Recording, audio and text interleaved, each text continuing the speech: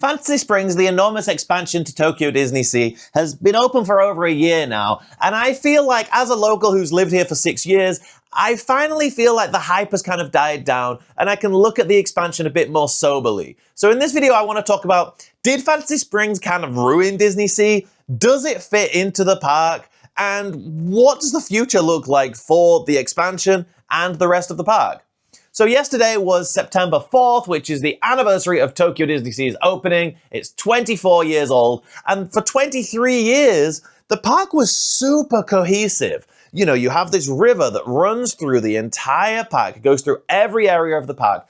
I always say the transit steamer line, the boat that goes along this river, is one of my favorite rides in the park because it travels through every single area of the park and plays the background music. And it's just like the perfect tour. It's the perfect summary of this beautiful, ridiculously highly detailed theme park. But there's one area it doesn't go through, and that's Fantasy Springs. Because Fantasy Springs is so separate from DisneySea. You know, you can spend a day at DisneySea and walk right past it if you don't know it's there. It's like this little one road that comes off from in between Arabian Coast and Lost River Delta, which used to be like the back corner of the park. It used to feel like that was pretty far away from the front and like the opposite corner of the park where Toy Story Mania and Tower of Terror are. And that is still pretty far, but now it just keeps going. You can keep going further back there. And there's this area that's so disconnected from the rest of the park. Every other area you can see the volcano from, and the volcano is tied into the story of the area. Every other area is super highly detailed and cohesive and all fits together. Fantasy Springs is not any of those things. But is that much of a problem? Well, you know, when the area was brand new, everyone was heading back there. Everyone was going back there. Everyone was spending a load of time back there, trying to see every inch of it, trying to look at all the new details and all the storytelling and everything. And now that that's not the case, it does feel like a bit of a waste of space. It does feel like we have these huge areas with all the rockwork and fountains and things, which in the first month of opening, everyone wanted to take the pictures and videos of and say how beautiful they are, and they are beautiful. The music goes a long way. The music is sublime. And each of these fountains play like different melodies, so it's like a little electrical parade, but you move through it. Anyway, that whole area is basically dead now. There's nobody going over there. They do bring characters out there from time to time, which holds some guests, but even then, it doesn't feel like a great use of space. And it also, each of these fountains is very separated, and it just feels like a Disney theme park. Whereas DisneySea feels so detailed and realistic that it feels like it goes beyond what you think of as a Disney theme park. And then we can also talk about these 3 mini lands and why maybe that was a mistake as well. You know, maybe if this whole area back there was Peter Pan's Neverland, we could get some big open views and some big vistas, and you could really feel immersed in this world. But you get this Neverland area, and then you turn a corner, and there's Rapunzel's Tower, and you turn a corner, and there's Arendelle Castle. And you know, at the time, when it first opened, and I was very excited, staying at the Fantasy Springs Hotel when it first opened, I was like, oh my goodness, like, I can understand why people say this shouldn't be in DisneySea, but also I can't imagine it being anywhere else because it's so beautifully themed and everything. You know where I can imagine it being, on further reflection? Shanghai Disneyland. I've always said since we saw the first plans and this was first announced, this feels like it was probably drawn up for Shanghai Disneyland's Fantasyland. And then they sort of, you know, they love to say at Imagineering, a good idea never dies. They, you know, maybe they brought some of these ideas out. This is pure speculation, but I just think this would have been a perfect fit for Shanghai Disneyland's Fantasyland. You know, that park loves to have these one-of-a-kind, big, unique things that are really new and interesting takes on the classic Disney stuff. And I think that makes a lot of sense for that park because it is a castle park, but with a bit of that DisneySea kind of detail and attention to detail and big set pieces and big theming. But for DisneySea, maybe it doesn't fit that well. Maybe having this land that's chopped up into mini areas, especially Rapunzel, which is really just a ride, and a pretty tiny ride at that. You know, the area does feel like a departure from the rest of DisneySea. Now, I don't want this to be super negative at all. There's one thing I've been saying for years that DisneySea needed, and Fantasy Springs has fixed this huge problem with DisneySea, which is the fact that if you visit on a busy day, even a, slightly busy day, there are the rides you want to ride, which are all over an hour and a half in wait. On a busy day, maybe over 2 or 2.5 or even 3 hours. And then there's everything else that you don't really care about. And you want to make sure you get on some of those big rides in your day, especially if you're coming from abroad. You probably want to try and hit most of them. So there was always this problem where you couldn't get on these super big rides. There was an additional problem where a lot of those rides are catered to thrill seekers. We're talking Journey to the Center of the Earth, Indiana Jones, Raging Spirits, Tower of Terror. And younger kids and people who don't want thrills are intimidated by those rides. Another problem, which is sort of the cause of the first problem I talked about, is the low capacity of a lot of these rides. Low capacity means not that many people can get on these rides in one day. Maybe there are not many seats on the ride, maybe the vehicles don't move through as often as they could. So those have always been big problems with the park. And to be perfectly honest, I would sometimes get to the middle of my DisneySea day, especially on a busier day, and kind of think, oh, I wish I could go on like Pirates of the Caribbean right now. Or, you know, I wish I could go on like a big, long family ride. That's why Sinbad was always so great, because that's Sinbad. Sinbad was the one ride in the park that was very, very, very good and always a really short wait because the throughput's fantastic and it was in the back corner of the park, which, like I said, is now kind of the middle of the park because Fantasy Springs keeps going further past that. So the fact that Fantasy Springs did bring 4 brand new family rides, 3 of which have pretty good capacity. Sorry, Tinkerbell. There's 4 people per car, just isn't doing it. And one of those, Peter Pan, and maybe even Rapunzel at times, gets pretty short waits, especially towards the end of the day. And this was another problem DisneySea always had, was Tokyo Disney closed the queues before they closed the park. So the park closes normally 9 p.m. If Frozen Journey, for example, has a 2-hour queue, that's going to close at 7 p.m. 2 hours before the park closes, because the wait time is 2 hours. So it's essentially like they're stopping the ride at the park closing time. This can shuffle around by 10 or 15 minutes. It's not like a hard and fast rule, but more or less that's what happens. And it would result in, by the end of the day at DisneySea, sometimes all of the big rides are closed like an hour or 2 before the park closes. So you get to 7, the sun's set, the park's looking gorgeous at nighttime. You're like, okay, which ride are we going to go on next? Oh, everything's closed. And Fantasy Springs has fixed that. Peter Pan's Neverland Adventure and Rapunzel are normally open basically until 9 p.m., until the park closes. So this is really a big problem the park had, and I'm really, really grateful to Fantasy Springs for fixing that. The other thing is, I'm just not going to complain about 4 brand new rides, okay? I'm sorry, I can nitpick about things about each of these rides, which we'll get into in a minute, but we got 4 brand new rides. And by the way, this whole expansion replaced nothing. We lost nothing. My podcast co-host, Alex, yes, I have a weekly podcast, Rising Fun Pod. You can find wherever you listen to podcasts. But yeah, he always loves to say, but it replaced the possibility of us getting something new. But I always kind of shoot him down because, like, no, it replaced nothing. Like, we can't be saying that when Florida has lost the Rivers of America and Splash Mountain and the Great Movie Ride and Muppet Vision and all of this stuff over the last few years. The fact that we got 4 brand new rides and a big new area and we got rid of 0 attractions is kind of a miracle, and that's kind of great, and we do have to be grateful for that. And that's why it's hard to really say that Fantasy Springs was like a mistake or a bad thing, because, like, what was the other possibility, you know? Okay, now I do want to talk about the rides, because now that the hype has died down, and I've been riding these things for a year, I've really got a better idea of where they sort of fit alongside the other rides. And Cheese is fantastic. The Tinkerbell fairy ride that has no fairies or Tinkerbell in it and just has a giant animatronic mouse at the end, that's perfect. We don't need to touch that. No notes. Absolutely fantastic. Flawless. Okay, done. You're not going to hear me bad-mouthing Cheese in this video. Cheese is the name of the mouse and also the word that I repeat to myself as I'm falling asleep every night so that I can dream of him because he's glorious. The Rapunzel ride has always picked up some flack. That's definitely been the one that I've been happy to skip the most in the last year of visiting the park. You know, I'll go and I'll be like, well, I definitely want to do Frozen. I'll do Peter Pan because it normally has a shorter wait. And if we can get on cheese, that would be fun. Rapunzel's like, if it's 30 or 20 minutes, I'll do it. Because it's just very, very, very short.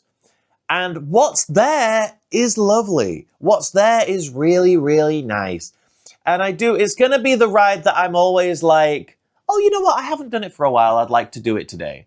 And then I don't do it. Like, that's what's happened a few visits for me. Because I do really like it. That lantern scene is gorgeous. The lantern scene is the one part of every Fantasy Springs ride that sort of made me tear up and well up and made me emotional. Because you just slowly move into this room and the lanterns surround you and that gorgeous song is playing. And it's giving me goosebumps just talking about it. I really love that scene. But the whole ride is basically just that scene.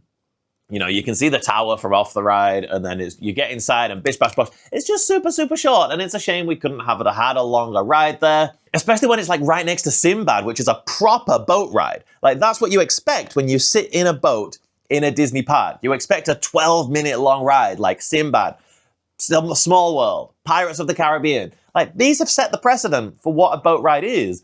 And when you move around outdoors for a few minutes in Rapunzel, you expect the indoor section to be something substantial. And there are these tiny scenes just off to the sides, and then the lantern scene, which is great, and then it's over. So I don't think that's super controversial to say that it's very, very short. It is very, very pretty, though. And if you like the movie, it seems like this is the best ride we're going to get because the Walt Disney Studios Park, Adventure World in Paris, they're getting a Rapunzel's ride, which is just a carousel. And then in the Magic Kingdom, their Rapunzel area is a toilet. So I guess I can't complain that we have a ride that's an actual story ride, you know. The other ones are Peter Pan, and I hate to say it because I really like this ride. The negative is, of course, that it's basically just screens, but you can get over that because it uses them so well. And if you go into it knowing it's going to be a screen ride, it's about as good of a screen ride as you could get. And there's no other way they could have really done Peter Pan justice. I can't think of any other way without spending $1 bajillion of being able to see Peter Pan fighting with Captain Hook on his pirate ship and then fly over Neverland and fly over London, all in like a modern way.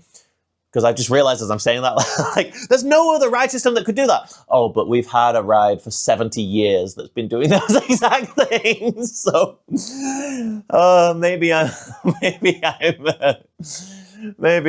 full of you know what with that. But it does just feel like the screens serve the ride very well. And I've always said, because we did get 4 rides, I've been able to excuse that this one is 99.9% screens.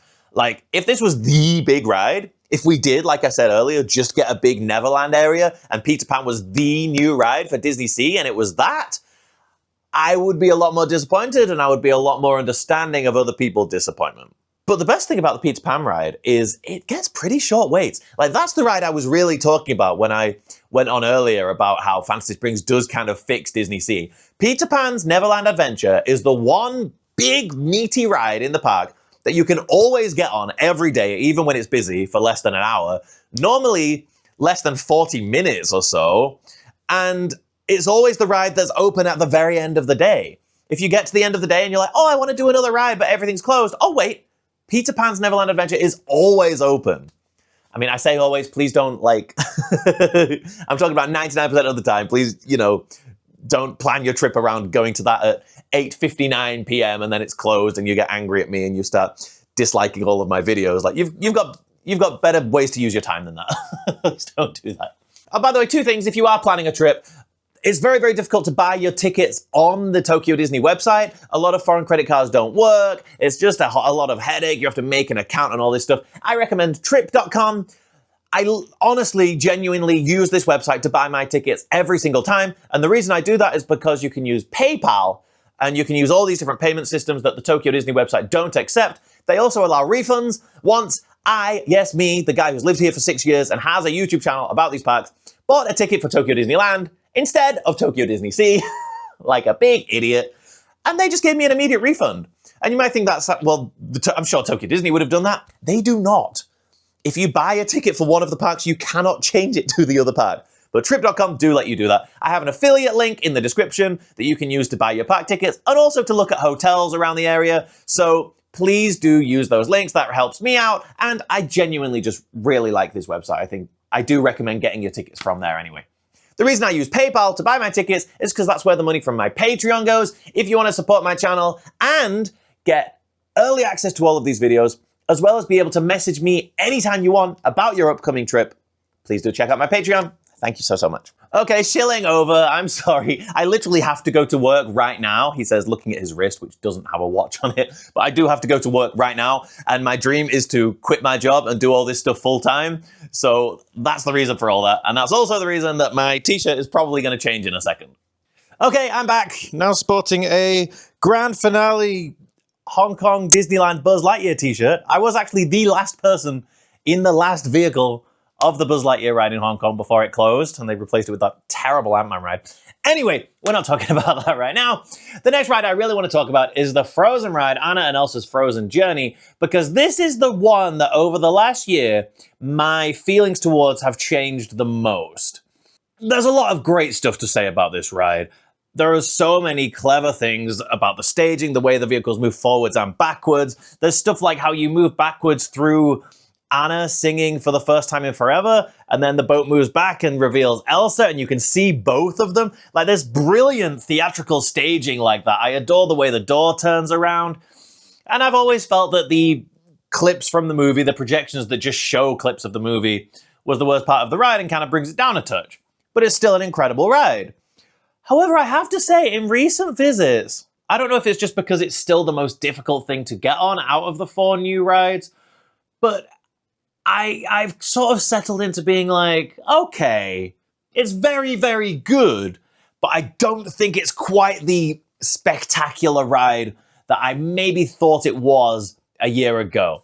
And again, I think it's similar to Rapunzel in that a lot of these scenes are very, very small. You're always very aware of the ceiling. The ceiling's kind of low in a lot of places. And it's just got that modern Disney ride thing of there's one thing to focus on. You know, you get to the first scene, you're looking at the gnomes. You get to the next scene, you're looking at the door. There's normally like an Elsa or an Anna animatronic that you're looking at. And it just makes these rides a lot less re-rideable as you do them more and more. And whilst the Beauty and the Beast ride in Tokyo Disneyland also has this modern design philosophy problem where there's a handful of incredible animatronics and then not much else, that ride just still feels so grand and so majestic and so, I want to say, expensive. Like Frozen, in each scene you can kind of look around and be like, oh, well, maybe they cut costs here and there, or maybe that's not quite how they wish they could have done it. Beauty and the Beast, you're never feeling like that. It's very much like that ride is exactly what they wanted it to be. And I don't know, maybe that's because they were focused on one huge new ride there instead of spreading the teams across 4 rides for Fantasy Springs. Maybe it's just that the Beauty and the Beast ride system and that kind of idea just works a lot better. Maybe it's just that Beauty and the Beast has probably the best special effect in any ride on the planet, and Frozen doesn't have that wow moment. Frozen doesn't have a pre-show. Maybe that would help to elevate it a little bit. I don't know, but I've just been very aware that over the last year, my feelings around that ride have changed quite a bit. And I think it's gone from like maybe the best ride in the park to a very good ride. Now, needless to say, if you're coming on a trip and you're doing it for the first time, it's going to blow your socks off because it's very, very good. So I really don't mean to be a negative Nancy about all this stuff, but as I say, that's just how my feelings have changed over the year. And then there's sort of the elephant in the room, or the enormous, ugly hotel in the beautiful theme park, which is the Fantasy Springs Hotel. And anyone who listens to my podcast will know that we're constantly banging on about this, so I won't go too much into it right now. But the Miracosta, the hotel at the front of DisneySea that's been there for 24 years, it adds so much to the park. You can't imagine that area without it. It adds so much. Fantasy Springs Hotel is the complete opposite. It takes away. It's this ugly beige backdrop to an otherwise quite nice Frozen area or Tinkerbell ride or whatever it is. And now that there's no reason to really go back there, I think that's going to be a big blemish on the park for a very, very long time. I highly doubt they're going to be closing that hotel and changing it significantly anytime soon because hotel rooms make money, you know, and it costs money to close them down and change things. So the question that this video is really trying to answer, did Fantasy Springs fix DisneySea or did it ruin DisneySea? Well, does the land stand up to the incredibly high standards and the ridiculous attention to detail and focus on storytelling that has driven the design philosophy of the rest of the park? No, I don't think it does. I think there are too many, oh, don't look over there, oh, but that's not connected to this, kinds of compromises that happened with Fantasy Springs that simply didn't happen with the rest of the park when it was designed 24 years ago. But when the park opened 24 years ago, there were like 3 rides worth doing. Maybe 4 if you include Storm Rider. May she rest in peace. Over the years, they did add more rides like Tower of Terror, Raging Spirits, Toy Story Soaring, but the park has always had so many big crowds in these rides. 4 brand new rides is a huge, huge thing, especially that they're family rides that everybody can enjoy. Unless you get motion sickness, in which case Peter Pan's probably not for you. So yeah, a year in, am I glad we got Fantasy Springs? Absolutely. Do I look at the original artwork for a Frozen Land that was integrated seamlessly into the park and think that would have been a better choice? Kinda, yeah. But it's hard for me to turn around and say, oh, I wish we only got 1 new ride instead of 4. Like, the park really did need more of these rides, and I'm glad that we got them. So, it's complicated. Let me know what you think in the comments, and check out this video next if you're into the Tokyo Disney parks. YouTube thinks you're gonna like this video a lot, and I mean, I made it, so if you watch this one to the end, you'll probably enjoy this one too. Thanks so much for watching.